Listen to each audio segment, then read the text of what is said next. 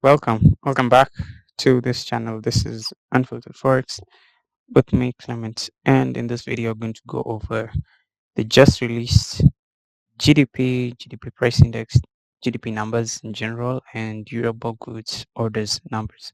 So, if you are unaware, durable goods orders are goods that are meant to last for long, right?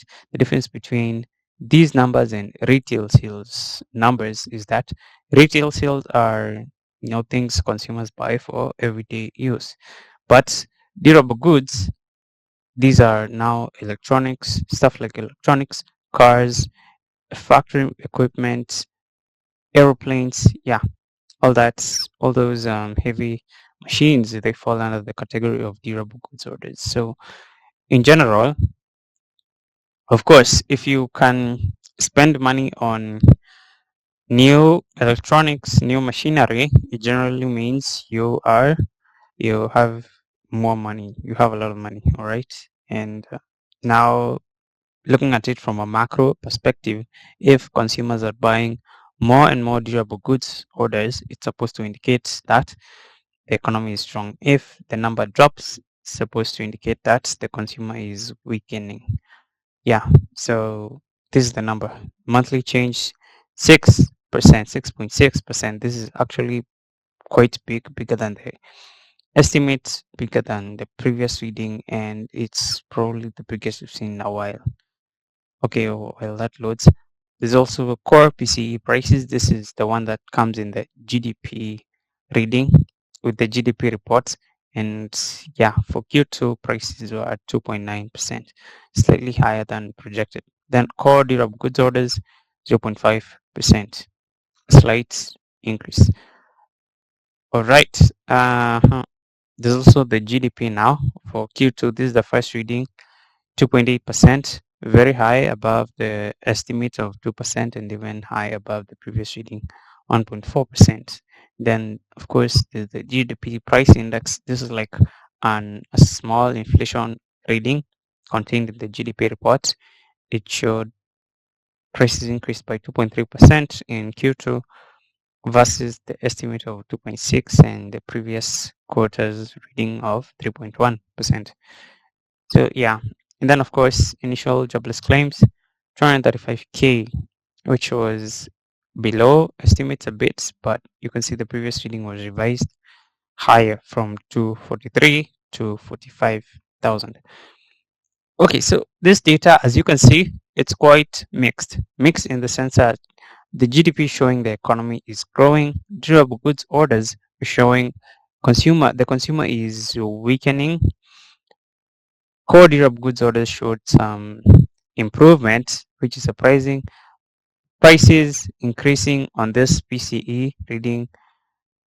GDP price index prices dropping. So there's a lot of mixed sentiment here.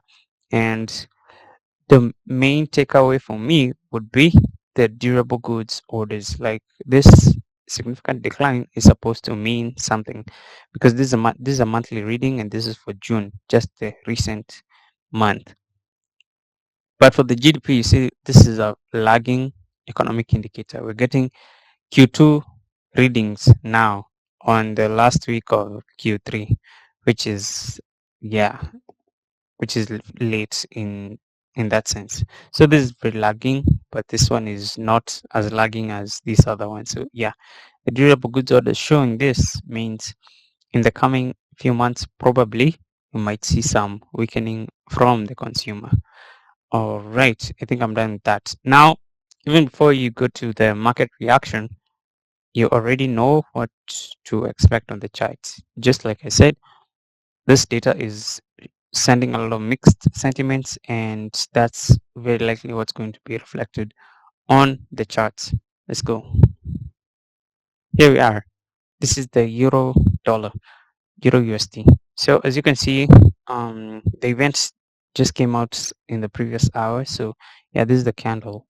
And if I were to zoom in, like you can see, in general, you can see it's not a big move. And on top of that, it's a candle with a really long wick. If you stoop down to like a smaller time frame, probably a minute or lower, you will see, yeah, You can see this is 12:30 GMT, the event time release data. This is when the data was released. Immediately there was quite a steep sell-off, and then price just retraced back higher, and essentially no big effect on the market since that's that batch of data came in quite mixed. All right, so I think I'm done with that. There's nothing else I have to add on this one. Otherwise, mm, now looking forward, luckily these events they're not so okay. The they're not so important in terms of how the market is going to react, but they are important in terms of how the Federal Reserve is going to act. And remember, we have an upcoming FOMC meeting very soon. I think it's on 30th, 31st, around there. Yeah, it's on 31st July.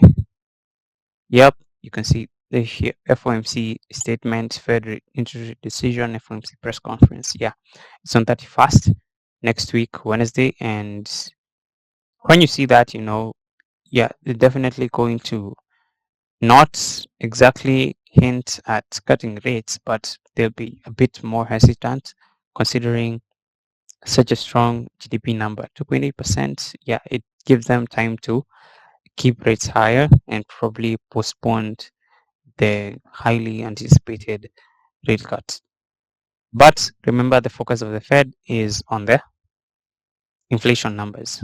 All right. Yeah. Otherwise, that's it for this video. I will talk to you in the next one.